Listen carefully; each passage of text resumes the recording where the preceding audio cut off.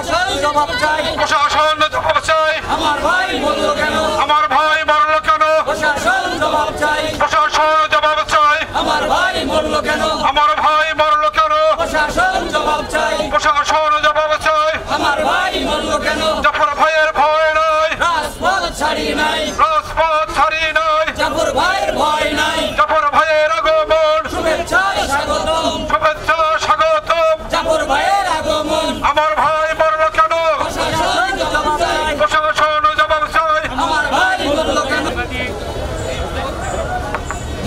সাংবাদিক তুহিন হত্যার বিচারের দাবিতে বাংলাদেশ অবসর সাংবাদিক ফোরাম,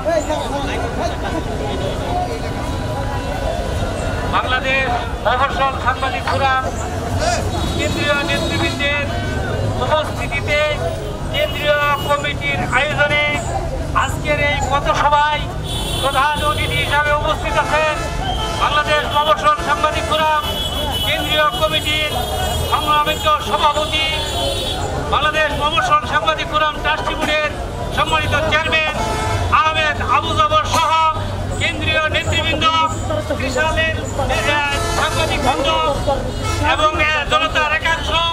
আমরা অত্যন্ত দুঃখের সাথে অত্যন্ত হৃদয় বিদারক ঘটনা নিয়ে তুহিন হত্যার তীব্র নিন্দা জানাচ্ছি, প্রতিবাদ জানাচ্ছি। তুহিন হত্যাকারীদেরকে অবিলম্বে দ্রুত বিচার আইনের মাধ্যমে অবিলম্বে তাদের বিচার নিশ্চিত করার জন্য তাদের ফাঁসির দাবি করে আমি আমার বক্তব্য শেষ করছি। আসসালামু আলাইকুম ওয়া রাহমাতুল্লাহি ওয়া বারাকাতুহু। প্রিয় সুধীবৃন্দ, আপনারা জানেন আমাদের প্রিয় সহকর্মী, আমাদের এই ময়মনসিংহের কৃতি সন্তান, গাজীপুরে কর্মরত দৈনিক প্রতিদিনের কাগজ পত্রিকার সাংবাদিক তুহিনকে অত্যন্ত নির্মমভাবে হত্যা করা হয়েছে। আমরা এই ঘটনার তীব্র নিন্দা এবং প্রতিবাদ জানাচ্ছি। আমরা প্রশাসনের কাছে দাবি করব, এই হত্যাকারীদের অনতিবিলম্বে আইনের আওতায় এনে দৃষ্টান্তমূলক শাস্তি দেওয়া হোক, যেন সাংবাদিকদের নিরাপত্তা নিশ্চিত হয়, সাংবাদিকরা নির্বিঘ্নে কাজ করতে পারে। বিগত সময়ে সাংবাদিকদের জীবন ঝুঁকিপূর্ণ ছিল, এই ইন্টেরিয়ার গভর্নমেন্টের সময়ও সাংবাদিকরা নিরাপদ নয়। আপনারা গতকালকেও দেখেছেন একজন সাংবাদিক নিখোঁজ হয়েছে এবং তার মরদেহ উদ্ধার করা হয়েছে। আমি আজকে আমাদের এইসব ঘটনার দৃষ্টান্তমূলক শাস্তি দাবি করছে এবং একই সাথে সাংবাদিকদের নিরাপত্তা দাবি করছে। সাংবাদিকরা রাষ্ট্রের পক্ষে, গণমানুষের পক্ষে, দেশের সম্পদ রক্ষার স্বার্থে মাটি মানুষের পক্ষে কাজ করে যাচ্ছে দেশ গঠনের পর থেকে।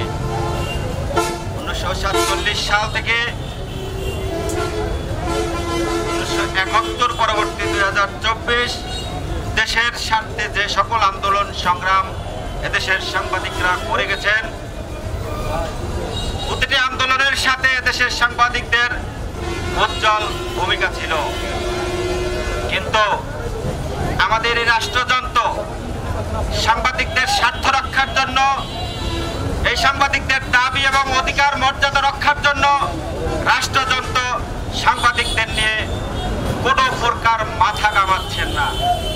এই দেশ গঠনের জন্য বছর ধরে আমরা আমাদের পূর্ববর্তী যে সাংবাদিকরা ছিলেন তারাও যেই তিমিরে ছিল, এই প্রজন্মের নতুন প্রজন্মের সাংবাদিকরাও সেই তিমিরে থেকে তাদের পেশাগত দায়িত্ব পালন করছেন। নিরাপত্তাহীনতার মধ্য থেকে নির্যাতন, হামলা, মামলার শিকার হয়ে। প্রিয় বন্ধুগণ, আমরা এদেশের মাটি মানুষের পক্ষে কথা বলবো, আমরা লিখব অন্যায়ের বিরুদ্ধে, সন্ত্রাসের বিরুদ্ধে, আমরা লিখব দুর্নীতিবাজদের বিরুদ্ধে। কিন্তু প্রতিনিয়ত এই রাষ্ট্রের, এই সমাজের অভ্যন্তরে লুকিয়ে থাকা এই লুটেরা সাংবাদিকদের কলম স্তব্ধ করার জন্য প্রতিনিয়ত তাদের কালো থাবা দিয়ে আমাদের মুখ, আমাদের কলম স্তব্ধ করে রাখা হচ্ছে। আমরা লিখতে চাই, আমরা বলতে চাই সমাজের মানুষের নানা দুর্নীতির কথা, মানুষের দুর্দশার কথা আমরা বলতে চাই, এই সমাজের মানুষের না বলা কথাগুলো। কিন্তু এই রাষ্ট্র ব্যবস্থার মাঝে যেই সকল চক্র রাষ্ট্রবিরোধী, সরকার বিরোধী কিংবা দেশবিরোধী লুটেরা, তারা সব সময় সাংবাদিকদের কণ্ঠরোধ করার জন্য মরিয়া হয়ে থাকে। প্রিয় বন্ধুগণ, অতি সম্প্রতি আপনারা জানেন, আপনাদের এই অঞ্চলেরই ছেলে, ফুলবাড়িয়ার সন্তান আসাদুজ্জামান তুহিনকে গাজীপুরে বসে তাকে নির্মমভাবে প্রকাশ্যে কুপিয়ে তাকে হত্যা করেছে। যে হত্যার বিচার নিয়ে আমরা শঙ্কিত। এই হত্যার বিচার আদৌ এই বাংলার মাটিতে হবে কিনা? যেমনটি সাগর রুনির হত্যার ঘটনা, এক যুগ অতিবাহিত হয়ে যাওয়ার পরেও 120 বার তদন্ত প্রতিবেদনের নামে কালক্ষেপণ করে সাংবাদিকদের সাথে ছল চাতুরি করছে দেশের রাষ্ট্রযন্ত্র।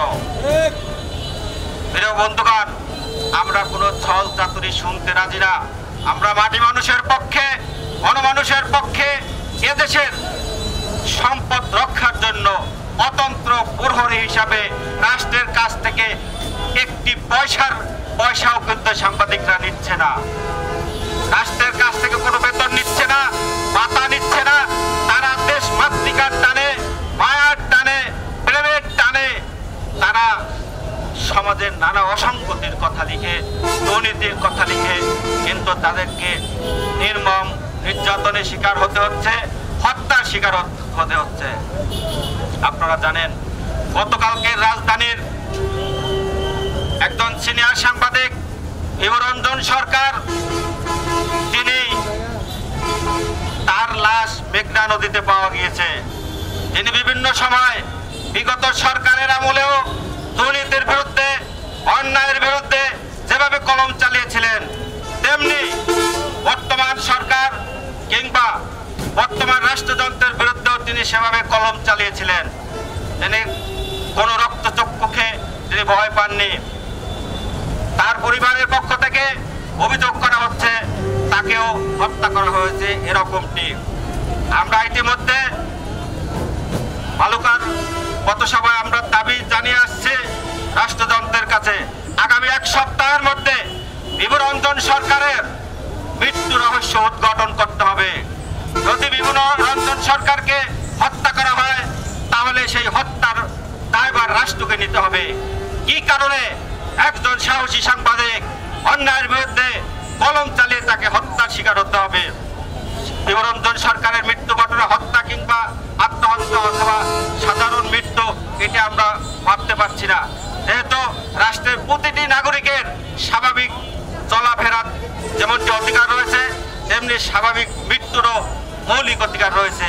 একজন সাংবাদিকের লাশ নদীতে পাওয়া যাবে, একজন সাধারণ মানুষের লাশ রাস্তায় পাওয়া যাবে, একজন নারীর লাশ বাগানে পাওয়া যাবে। এটি আমাদের স্বাধীন বাংলাদেশ নয়। আমাদের স্বাধীন বাংলাদেশ 18 কোটি মানুষের নিরাপত্তার বাংলাদেশ।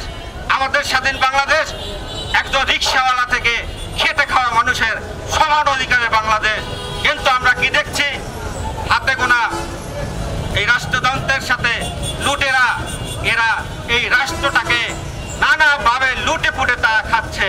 কিন্তু সাংবাদিকরা জাতির বিবেক হওয়ার কারণে তাদের বিবেকের তাড়নায় তারা কলম চালিয়ে যাচ্ছে। আর এই কলম চালানোর ফলে তাদেরকে নির্যাতনের শিকার হতে হচ্ছে, হত্যার শিকার হতে হচ্ছে, মিথ্যা মামলার শিকার হতে হচ্ছে, তাদেরকে কারাবরণ করতে হচ্ছে। প্রিয় বন্ধুগণ, আমরা আর কোনো সাংবাদিক নির্যাতন বাংলার মাটিতে দেখতে চাই না। আমরা আর কোনো নির্যাতন সাধারণ মানুষের পথে ঘাটে যেভাবে মব সৃষ্টির মাধ্যমে সাধারণ মানুষকে হত্যা করা হচ্ছে, এই চিত্র আমরা বাংলাদেশে দেখতে চাই না। এটি একটি স্বাধীন দেশ, এখানে সকলের কথা বলার অধিকার থাকবে, এখানে সকলের পথ চলার অধিকার থাকবে, বেঁচে থাকার নিরাপত্তা থাকতে হবে। প্রিয় বন্ধুগণ, আমরা বাংলাদেশ মফস্বল সাংবাদিক ফোরামের পক্ষ থেকে আজকের এই তুহিন হত্যার ঘটনার প্রতিবাদে এবং দেশের সাংবাদিক সুরক্ষা আইন প্রণয়নের দাবিতে, সাংবাদিক নিয়োগ নীতিমালা প্রণয়নের দাবিতে, সাংবাদিকদের 14 দফা দাবি আদায়ের লক্ষ্যে আমাদের এই পথসভা চলছে। আমরা ফুলবাড়িয়ায় তুহিনের বাড়িতে যাব, সেখানে কবর জিয়ারত এবং দোয়া মিলাদের আয়োজন রয়েছে। আমরা সেখানে উপস্থিত হব, আপনাদেরকে সেখানে আমন্ত্রণ জানাচ্ছি। আপনারা সেই আয়োজনে থেকে দোয়া মিলাদে অংশগ্রহণ করার জন্য আমি আপনাদের সকলের প্রতি অনুরোধ জানিয়ে আমার বক্তব্য শেষ করছি।